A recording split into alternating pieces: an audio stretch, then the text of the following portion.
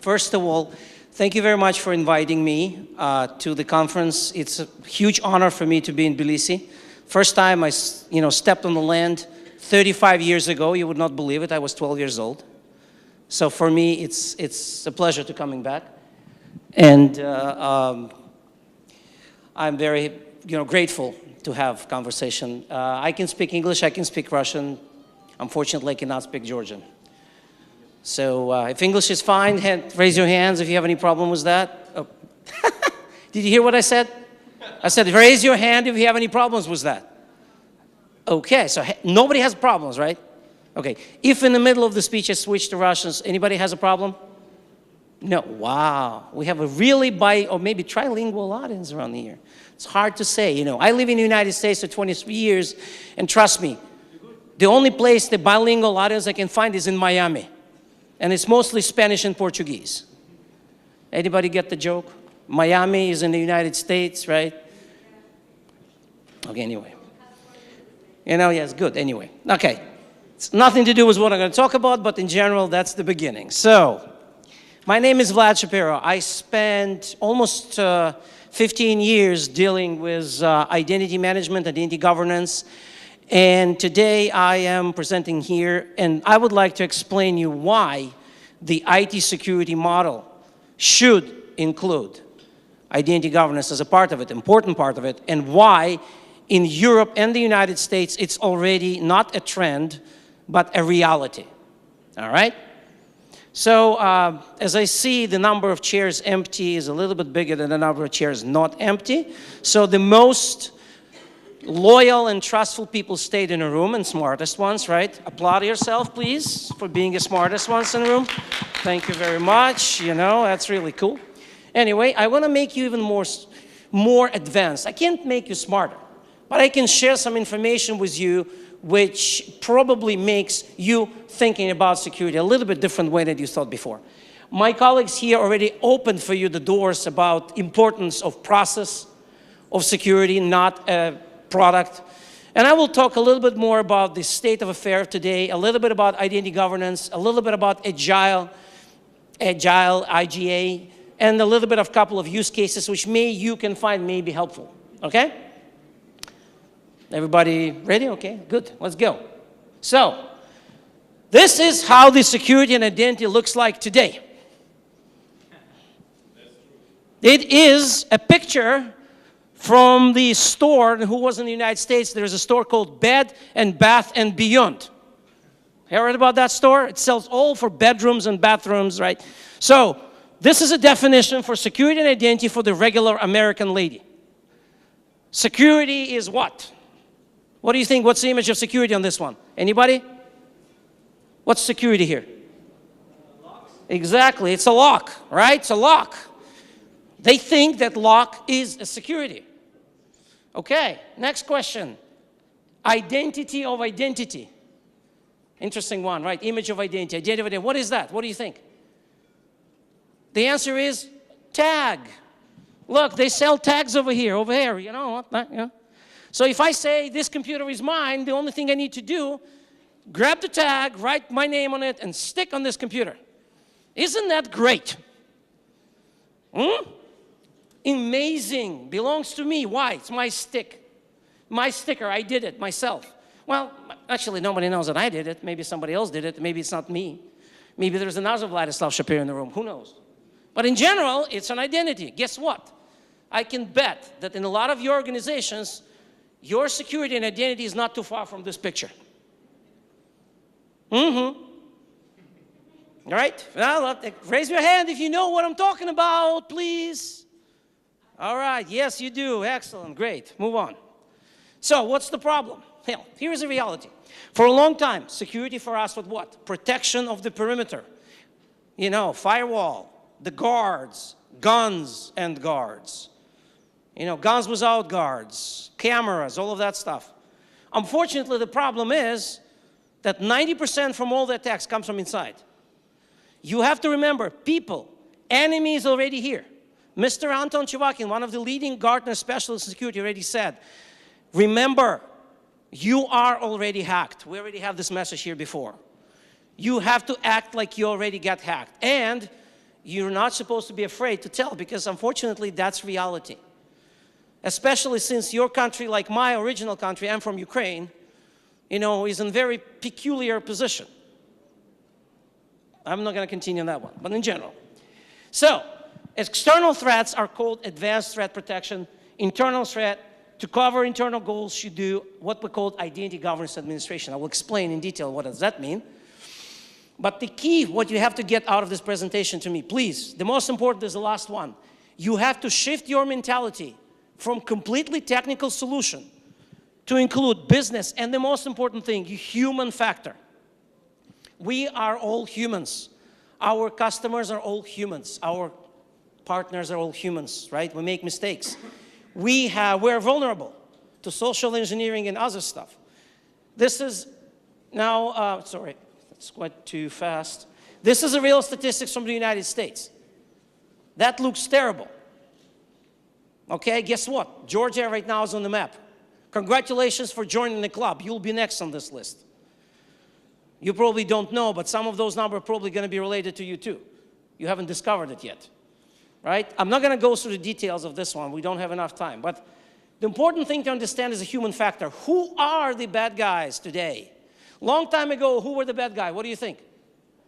Some student, right? Some hacker, some things he has nothing to do, just go in line, let me get into the Department of Defense. Can I get there? Right? That was interesting. What happened today? What's the difference? 8 letters. Facebook. They don't have time anymore. They're on Facebook all the time, and Twitter, and all the social networks. And instead of actually hacking, they're writing on Facebook, I just hacked Pentagon. Answer came from #Pentagon. Thank you very much for informing us. Our people are coming. All right? Yeah, well, heard that story before, right? Reality of today is very dangerous, guys.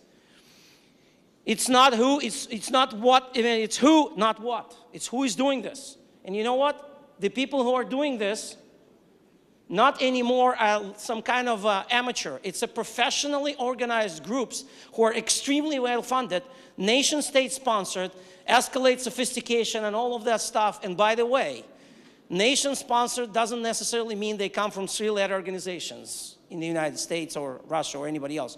It also could come from the private companies. All of them have what they call the research divisions. And some of them researching for the information which is not public. To me, if someone is researching non-public information, he is the guy who hacks other system, is it? Makes sense, right? Yeah? Agree with me? Do you know anybody doing that? No? We're always hiring, you know, seriously. Huh? No? No? Okay, all right. Don't want to tell me, all right. Remember, if you kick them out, they will come back. Because they're paid to go to you, and they're going to pay it as many times as they want. Unless they get their information, they will come back. Okay? So, we are living in this world right now. Sorry to say that, but the cyber warfare is much more stronger weapons than the actual warfare. And bamboozling with the information, who knows the word bamboozling is like meaning like really make you dumb, by, you know, throwing at you tons of information, and like a certain person said, if the lie was repeated enough times, it becomes true, right? And all of you know examples of certain places where that became reality today. So, one more thing. Attackers always rely on internal process flows. Remember, not only on the flaws in the firewall, but internal process flows. Social engineering is one of the biggest weapons in this case. No established business process, lack of governance and access control and monitoring, no actionable reporting, meaning your report delivered should do something. Give you an example. Company named FireEye discovered a huge flaw in a certain big chain of United States trade companies, big chain of stores. They discovered the flaw, they reported the flaw. They let everybody in the company knows that the flaw exists. Guess what? Nobody done anything at all because it took, you know, there were 50,000 reports. Why should they care about that one? And a month later, everybody knew the name of that chain called Target. 60 million records stolen. The Target price went down almost $7. which make the losses around $3 billion for the company. Think about it, okay? That's private industry. As you understand, government does not tell us how many records were stolen, but sometimes they do. But what I'm saying is, guess what happened? There was no super mathematician hacker comes from the network. No, they were using a couple of temporary accounts who became what we call the advanced, privileged access accounts, right? And from that, they just started copying the data. And they did it from 4 different researchers. 15 accounts were used. It was a huge attack. So what's the answer? First of all, the answer is, remember, it's about processes too, and process is a big deal. So this is the typical solution we have today in the United States and in Europe. Contains of 2 elements, the advanced threat response system and identity governance administration system. Those systems should work in sync. Incredibly important that you have sync before the attack happened. If the identity governance system knows who has access to what, why, when, specific information about the data, access controls, specific information about identities and users, it can share it with the advanced threat response system, and the people in the system knows that, oh, Vlad Shapiro has an access, privileged access. We should probably monitor his account more than somebody else. And by the way, there was another guy who just got a privileged access. Maybe we should monitor him. And by the way, this piece of data, it's crucial. And how do we know that? Because IGA told us so. Then when attacks actually happen, you detect it, you triage, and you change it, you always feed the data back, because what happened? The system can recalculate the risks and feed it back into the advanced threat response system to make sure we have a full cycle. Any questions about that? Is that pretty clear? Right, yeah? Do you believe that this system will work all the time? No. Why? Probably because we have experience with systems like this. Correct. The answer is, it's not going to work without human factor, without you, without every person in an organization. Belief, trust, faith, not going to work. It requires work. It requires, first of all, this, what we call identity governance administration system. Contains of identity management, governance, risk, and administration, which mean access management and provisioning. Since I don't have a lot of time to explain the details of that, the basically first one is about how to take care of identities. The second one is about overseeing who has access to what and why. And third one is about giving that access or removing that access. Pretty clear? Doing good. What is main challenge? What do you think? We have three groups. What is the main challenge? Anybody? The main challenge is make all 3 components work as one. Correct?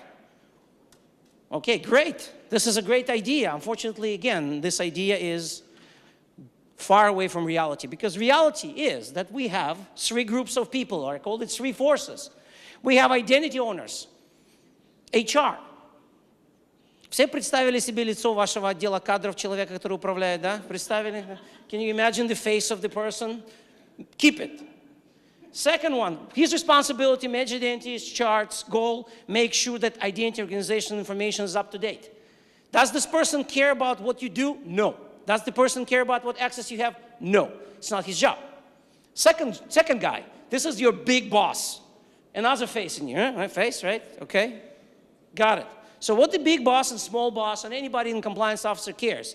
Responsibility, manage business-related matters, including GRC. But what they want, the only goal they have is make business working successful and customers happy. We agree with that? Does your boss, is really, that's what your boss is trying to do? Hopefully, right? Everybody say, yeah, sure, nobody wants to get fired, right? Now we have a third phase. The technologists, well, I don't know what organization, what part of the organization you belong to, right? But you can imagine the technologists, right? The guy was, trust me, I spent so much time in Silicon Valley, I have too many images of those, just like a lot. So what they care about, support business with technology, but what their main goal is, at least business think this, right? That's also kind of a dream, but that's what's supposed to be. So what is their goal? All systems should be up and running 24/7. Couple of stories, real thing. You know, walk to administrator and say, how's your system doing? He's great. For 5 years, zero downtime. Zero downtime. I said, how many users do you have? 5. When was the last time they logged in? I have no idea. But look at those things. 5 years, zero downtime. That's what they care about. Now, coming them 3 together into one combination of making security happen in your company is what? Перехожу на русский. Товарищ Крылов. Лебедь. Krylov Lebedь. Yes, well-known fable by Krylov. When everybody wants to do his own job only without any coordination. These people are, this is forces, physics, one way, second way, third way. How we can make with people with different goals and responsibilities work as one? Any propositions? Any mathematicians in the room? PhD in math, algebra. Seriously, not joke. Okay, no mathematicians. Okay, does anybody remember something called three-dimensional cube? Cube has 3 dimensions, right? Okay, how many people can paint the cube at the same time without disturbing each other?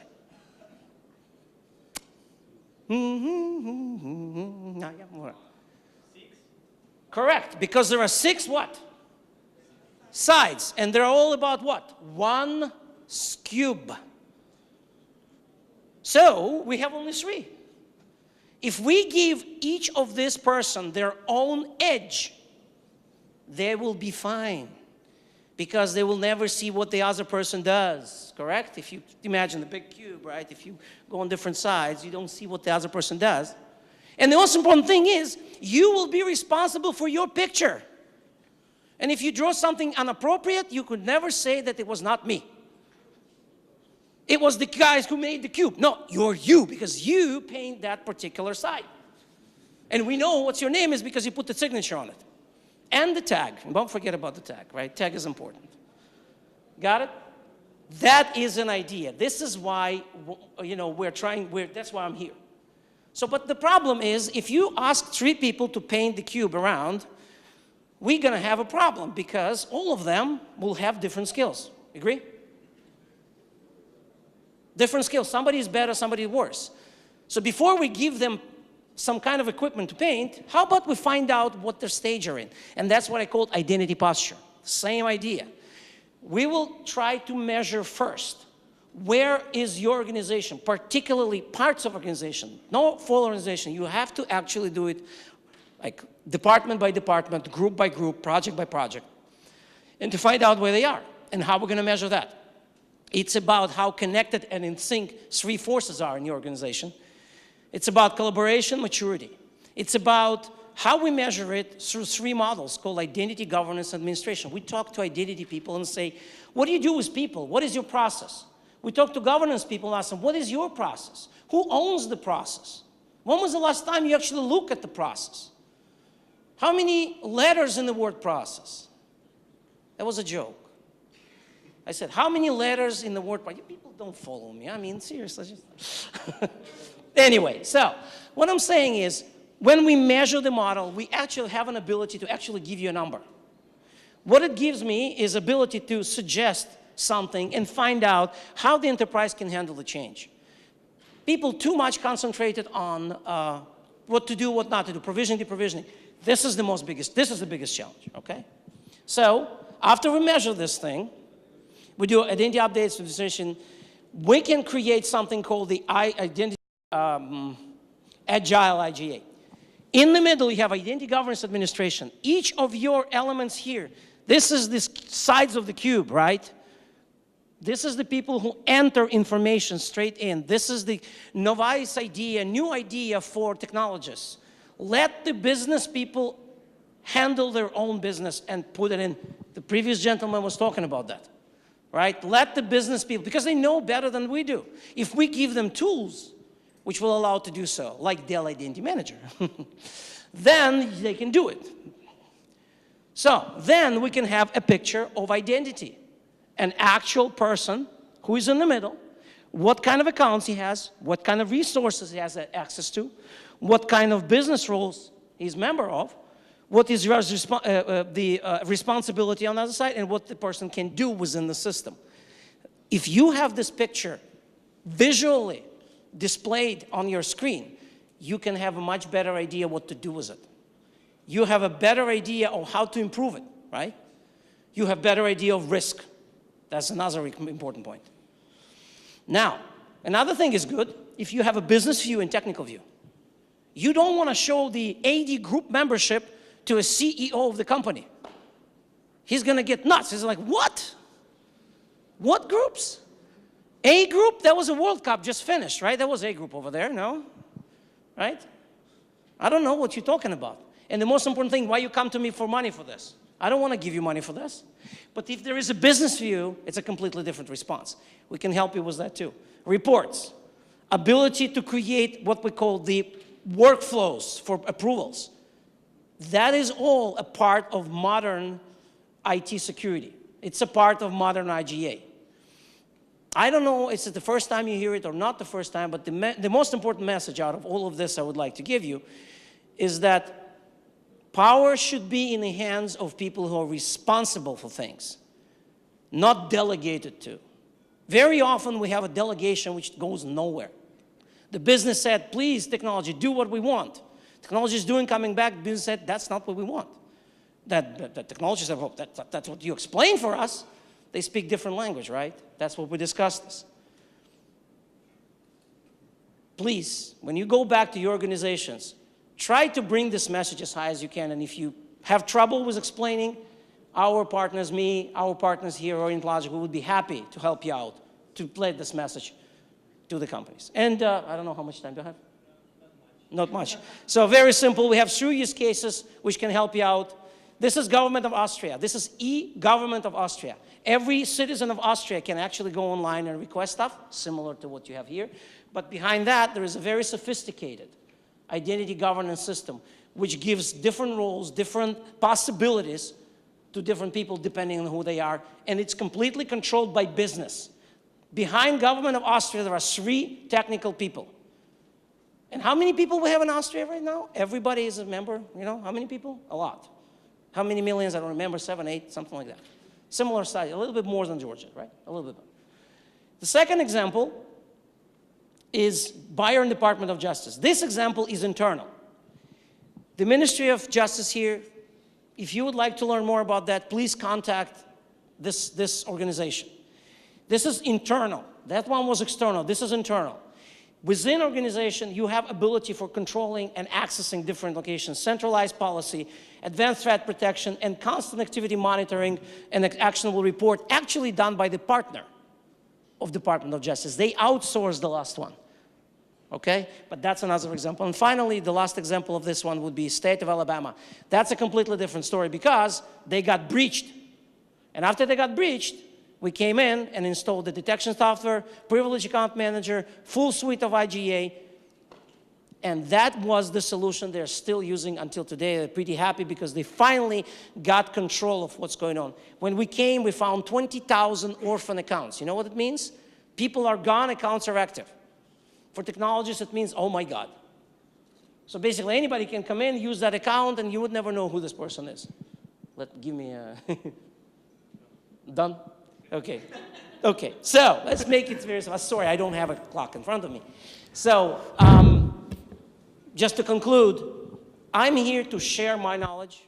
I am here to engage you.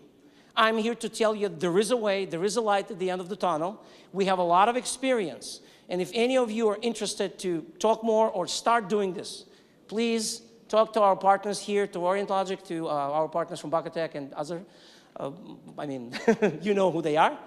And thank you very much for your attention. And again, thank you. I'm very happy to be here. Thank you. Any questions?